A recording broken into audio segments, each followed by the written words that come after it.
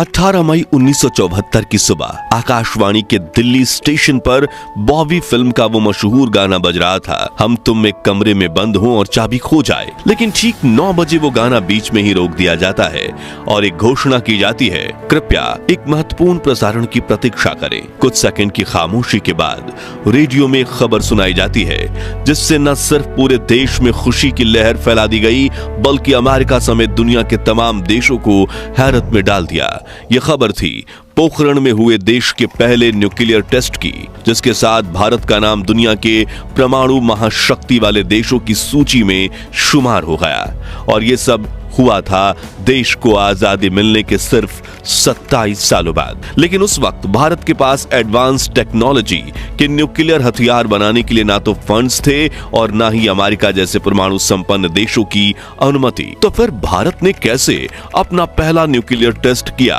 वैज्ञानिकों ने इस परीक्षण के लिए पोखरण को ही क्यों चुना? और भारत के इस परमाणु परीक्षण को देख कैसे दुनिया के पैरों तले जमीन खिसक गई थी? जानेंगे भारत के ऐतिहासिक ऑपरेशन स्माइलिंग बुद्धा की पूरी कहानी। लेकिन उसके पहले प्लीज आप वीडियो को लाइक करके कमेंट्स में जय हिंद जरूर लिखिए। कहानी की शुरुआत होती है द्वितीय विश्व युद्ध से, जब अमेरिका ने जापान पर पहली बार परमाणु हमला किया। मौत के इस तांडव में हिरोशिमा और नागासाकी दोनों शहर पल भर में राख हो गए। करीब 2.5 लाख लोग मारे गए थे। इसलिए इस हमले के सिर्फ एक हफ्ते बाद ही जापान ने अपने हथियार फेंक दिए और अलाइज देश द्वितीय विश्व युद्ध जीत गए। यही तो पल था जब दुनिया ने न्यूक्लियर पावर की अहमियत को समझा था। हालांकि दूसरी तरफ हमारा भारत आजादी की लड़ाई लड़ रहा था, लेकिन हमारे इतिहास के महान वैज्ञानिक डॉक्टर होमी जहांगीर भाभा ने न्यूक्लियर रिसर्च पर काम करना शुरू कर दिया था और जनवरी 1954 में उन्हें भाभा एटॉमिक रिसर्च सेंटर यानी बार्क स्थापित करने की अनुमति मिल गई। लेकिन अब भी सरकार उन्हें परमाणु बम बनाने की अनुमति नहीं दे रही थी। मगर धीरे धीरे हालात बिगड़ने लगते हैं। एक तरफ पाकिस्तान के साथ लगातार बॉर्डर टेंशन बढ़ती जा रही थी, वहीं दूसरी तरफ साल 1962 में चीन भारत पर हमला कर देता है, जिससे भारत की हार हो जाती है और 2 साल बाद ही चीन अपना न्यूक्लियर टेस्ट भी सफलतापूर्वक पूरा कर लेता है। अब भारत इस हार से पूरी तरह उभर भी नहीं पाया था कि 1965 में और 1971 में पाकिस्तान भारत पर हमला कर देता है। इधर भारत के कंधों पर बांग्लादेश को आजादी दिलवाने की जिम्मेदारी आ जाती। और तो और अमेरिका बंगाल की खाड़ी में, जबकि ब्रिटेन अरब सागर में भारत को घेरने के लिए अपना जंगी जहाज भेज देता है, ताकि भारत पाकिस्तान के सामने घुटने टेक दे। यानी एक तरफ था पाकिस्तान, दूसरी तरफ चीन और समंदर में भारतीय सेना के तेज गति के विकास से जलने वाले ब्रिटेन और अमेरिका। कुल मिलाकर भारत की सुरक्षा काफी कमजोर हो जाती है और अगर इन दुश्मनों की तरफ से हमला होता तो 3 तरफा युद्ध एक बार में जीतना भारत के लिए मुश्किल हो जाता। यही वो समय था जब प्राइम मिनिस्टर इंदिरा गांधी ने भारतीय वैज्ञानिकों को न्यूक्लियर टेस्ट करने के लिए हरी झंडी दिखाती। हालांकि अब डॉक्टर भाभा इस मिशन की कमान संभालने के लिए मौजूद नहीं थे, क्योंकि 1966 में एक प्लेन क्रैश में उनकी मौत हो गई। लेकिन उनकी विरासत को आगे बढ़ाते हुए मिशन की कमान संभाली बार्क के डायरेक्टर राजा रमन्ना ने, जिन्होंने इंदिरा गांधी के कहने पर 1966 से ही सीक्रेटली न्यूक्लियर प्रोग्राम की तैयारी शुरू कर दी। वहीं उनका साथ दे रहे थे DRDO के डायरेक्टर BD नाग चौधरी, जिनके नेतृत्व में 75 वैज्ञानिकों की टीम काम में जुटी थी। साथ PK आयनगार और राज गोपाला चिदम्बरम जैसे वैज्ञानिक भी इस काम में जुटे हुए थे। और इनके अलावा सिर्फ 3 लोगों को इस ऑपरेशन के बारे में पता था, प्रधानमंत्री इंदिरा गांधी, उनके मुख्य सचिव दुर्गा प्रसाद धर और उनके पूर्व सचिव PN हक्सर। इनके अलावा सरकार के किसी नेता को इस बारे में कोई खबर नहीं थी, यहां तक कि रक्षा मंत्रालय और गृह मंत्रालय को भी नहीं, क्योंकि बात ज्यादा फैलती तो हलचल होती और अगर अमेरिका को इस ऑपरेशन की खबर लग जाती तो वो इसे कभी ना होने देता।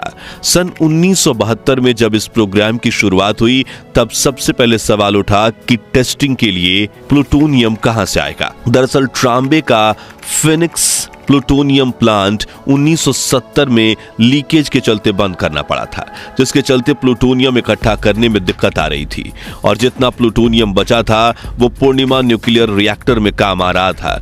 इसी के चलते जनवरी 1973 में राजा रमन्ना ने पूर्णिमा को शट डाउन करने का आदेश दिए ताकि वहां से प्लूटोनियम लेकर परमाणु परीक्षण में लगाया जा सके।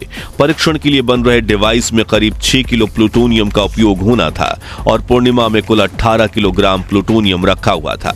इसका मतलब था भारत अब 3 परमाणु बम बना सकता था। प्लूटोनियम का बंदोबस्त होने के बाद वैज्ञानिकों के सामने दूसरी सबसे बड़ी चुनौती थी न्यूट्रॉन रिएक्टर बनाना। यह परमाणु बम का वो हिस्सा था जिसे बनाने में अमेरिका के भी पसीने छूट गए थे। इसे हम परमाणु बम के दिल की धड़कन भी कहें तो भी गलत नहीं होगा, क्योंकि इसका काम प्लूटोनियम के केंद्र में न्यूट्रॉन्स की बारिश कर एक चैन रिएक्शन शुरू करना था, जिसके बिना यह बम ब्लास्ट नहीं हो सकता। न्यूट्रॉन रिएक्टर बनाने की जिम्मेदारी वासुदेव के अय्या को दी गई, जिन्होंने करीब 18 महीनों में इसे बनाकर तैयार किया और यही वह हिस्सा था जो परीक्षण में सिर्फ 2 हफ्ते पहले यानी 4 मई 1974 के दिन तैयार हुआ था। और सब कुछ तैयार हो जाने के बाद कुछ एक्सपेरिमेंट्स हुए और प्राइम मिनिस्टर इंदिरा गांधी ने न्यूक्लियर टेस्टिंग को हरी झंडी दिखा दी और यहीं से शुरू हुआ ऑपरेशन स्माइलिंग बुद्धा। लेकिन अब सवाल आता है कि इतने खतरनाक टेस्ट के लिए राजस्थान के पोखरण को ही क्यों चुना गया? तो न्यूक्लियर टेस्ट करने वाले हमारे देश के वैज्ञानिक खुद ये नहीं जानते थे कि इस टेस्ट के बाद कितना नुकसान हो सकता है, इसलिए उन्हें एक ऐसी जगह की तलाश थी जहां की आबादी कम हो और उनकी यह तलाश खत्म हुई पोखरण में जाकर।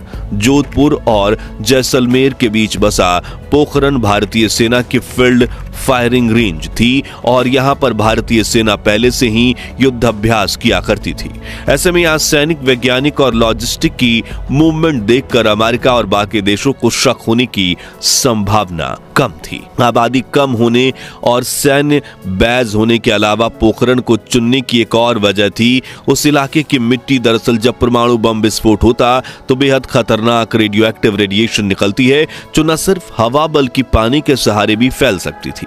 इसलिए वैज्ञानिक परमाणु परीक्षण के लिए ऐसी जमीन की तलाश कर रहे थे जहां की जमीन में पानी ना हो। जियोलॉजिस्ट बताते हैं कि पोखरण और आसपास के गांव की जमीन रायोलाइट चट्टानों से बनी है, जो एक तरह की वोल्केनिक शेल है जो ज्वालामुखी के विस्फोट के कारण बनती है। यानी जब ज्वालामुखी से निकलने वाला लावा धरती की सतह पर फैलता है तो यह तेजी से ठंडा होता है और चट्टान का रूप ले लेता है और यह चट्टान भी बारीक कणों वाली होती है और इसमें छेद नहीं होते, इसलिए इन चट्टानों में पानी या किसी तरह का लिक्विड आर पार नहीं हो सकता और यह पूरी तरह से सूखी होती है। इसलिए वैज्ञानिक ने पोखरण को चुना। परीक्षण के लिए न्यूक्लियर डिवाइस को एक एल आकार के अंडरग्राउंड शाफ्ट में उतारना था, जिसका काम आर्मी की ही एक यूनिट को सौंपा गया, लेकिन उन्हें इस बारे में कुछ खास जानकारी नहीं थी, इसलिए शुरुआत में काफी दिक्कतें आईं।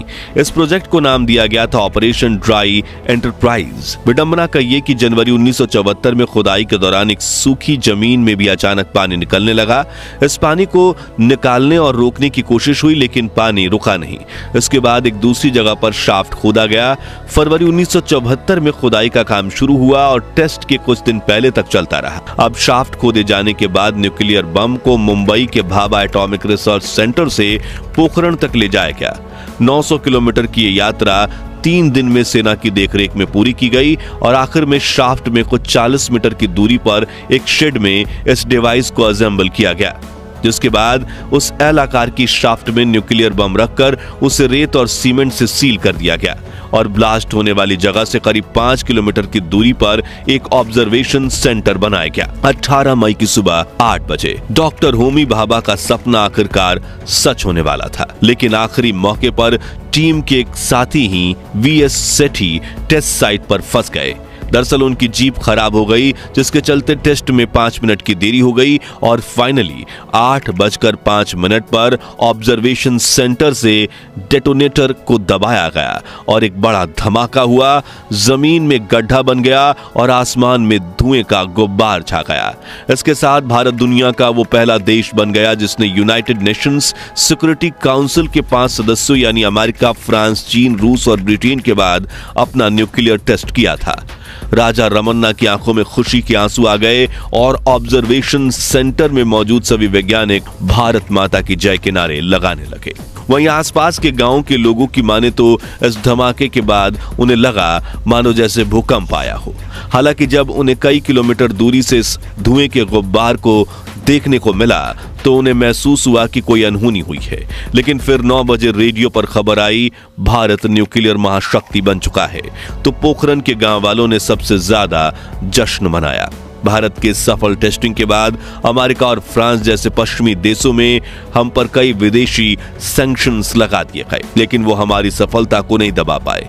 ये टेस्टिंग हुई थी आज से करीब 50 साल पहले। लेकिन क्या आप जानते हैं कि 1998 में भारत ने अमेरिकन सैटेलाइट की आंखों में धूल झोंककर पोखरण में दूसरी बार न्यूक्लियर टेस्ट की थी। तब तो पूरी दुनिया के पैरों तले जमीन खिसक गई थी, जिसकी कहानी भी रोंगटे खड़ी करने वाली है। अगर आप पोखरण 2 के बारे में भी जानना चाहते हैं तो कमेंट बॉक्स में नेक्स्ट पार्ट जरूर लिखिए। खैर, भारत के पोखरण न्यूक्लियर टेस्ट की सफलता की गूंज दुनिया में कहां तक गूंजी थी, उससे जुड़ा एक दिलचस्प किस्सा है मई 1978 का, जब भारत के परमाणु परीक्षण के सूत्रधार रहे राजा रमन्ना इराक के दौरे पर गए थे। वहां उन्हें पूरे 1 हफ्ते तक खूब मान सम्मान मिला।